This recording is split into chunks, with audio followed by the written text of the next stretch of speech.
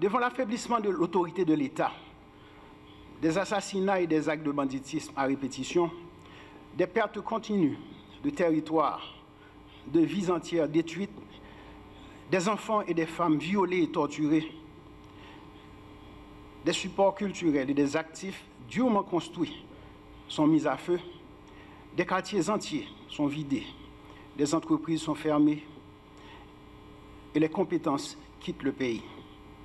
Or, Haïti n'est en guerre contre aucune autre nation. Ce sont des Haïtiens, mes frères et mes sœurs. Ce sont nous autres qui détruisons, qui tuons, qui humilions. Nous autres Haïtiens. Ce n'est pas étranger qui a fait. C'est nous-mêmes. C'est même nous-mêmes. Et ça a l'air révoltant.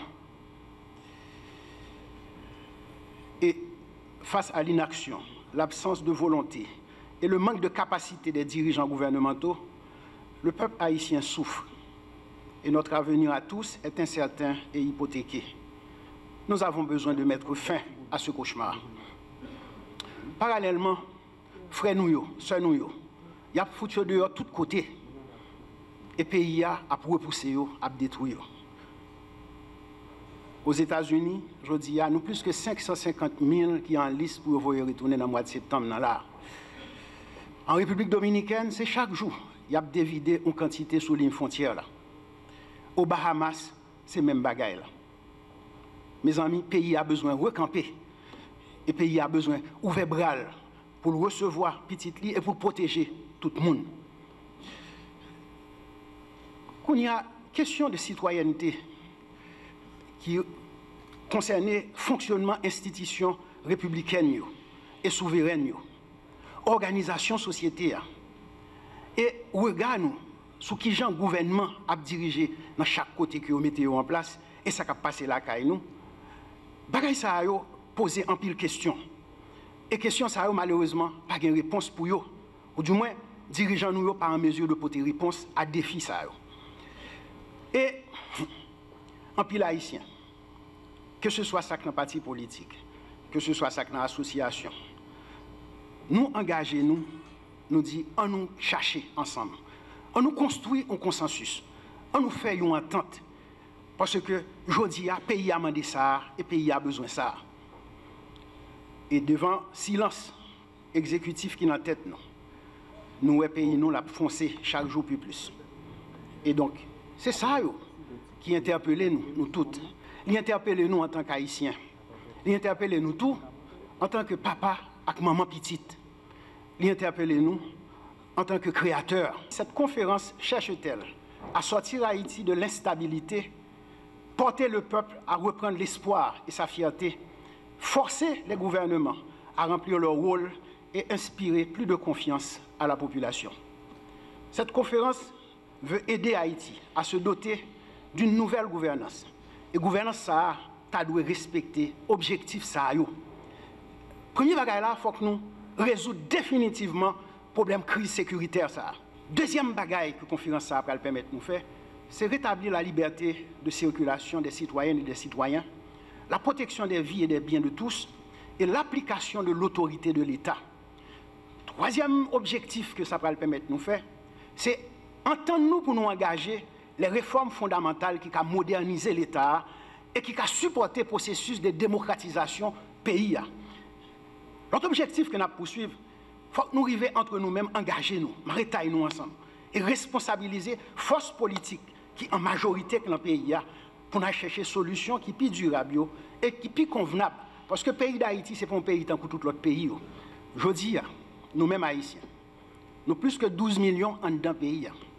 Et nous plus que 4,5 millions de pays. Nous, tous côtés. Et c'est un gros honte pour nous.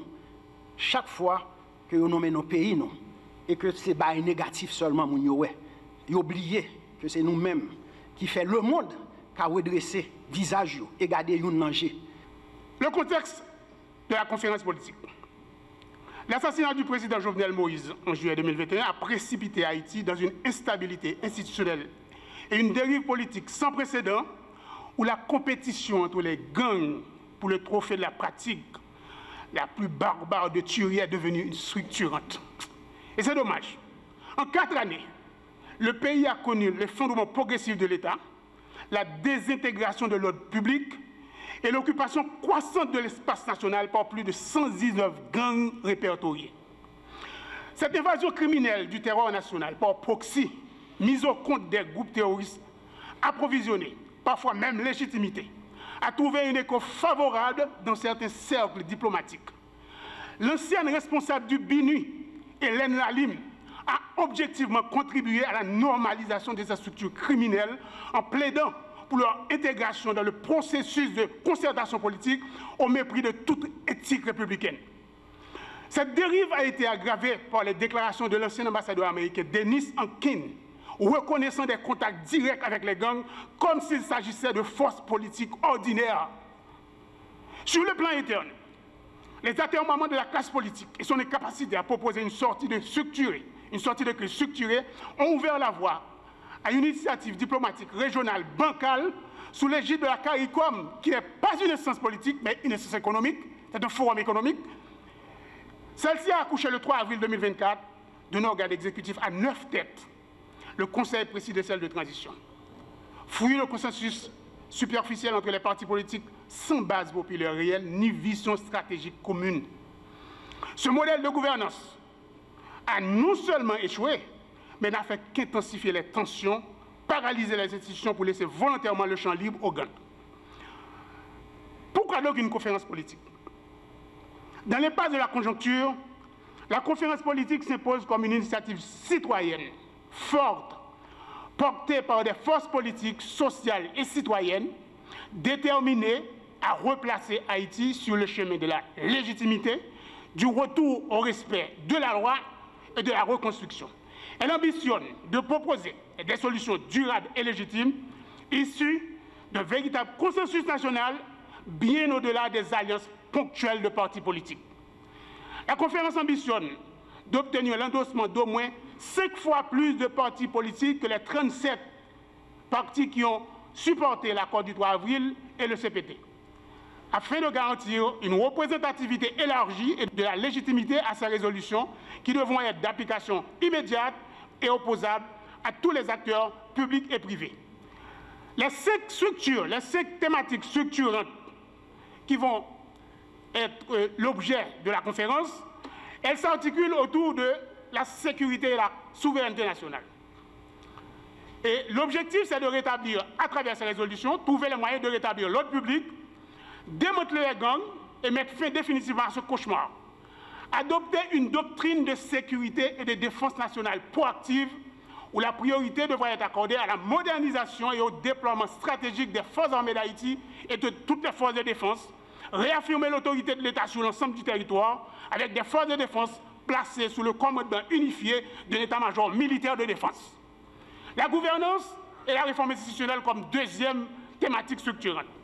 Il nous faut tirer la leçon de l'échec du CPT, proposer un modèle d'exécutif transitoire, fort, inclusif et efficace, et engager les réformes essentielles, les réformes impopulaires de justice, de l'administration publique et des institutions régaliennes du pays.